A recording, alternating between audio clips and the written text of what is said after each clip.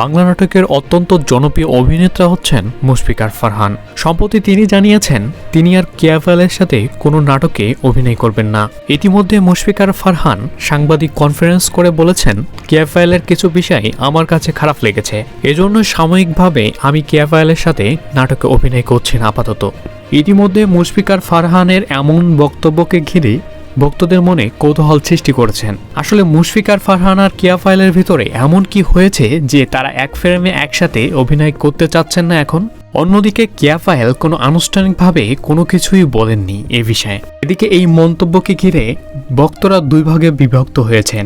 কেউ কেউ মুশফিকার ফারহানকে সাপোর্ট দিচ্ছেন, কেউ কেউ কেয়া ফাইলকে সাপোর্ট দিয়ে যাচ্ছেন। আবার কেউ কেউ বলছেন মুশফিকার ফারহান আর কেয়া ফাইলের এই দ্বন্দ্বকে ঘিরে দর্শকরা যেন ভালো ভালো নাটক থেকে না বঞ্চিত হয়, এটা খেয়াল রাখবেন।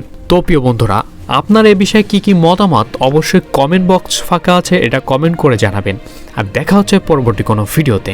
ততক্ষণ ভালো থাকুন এবং চ্যানেলটি সাবস্ক্রাইব করুন।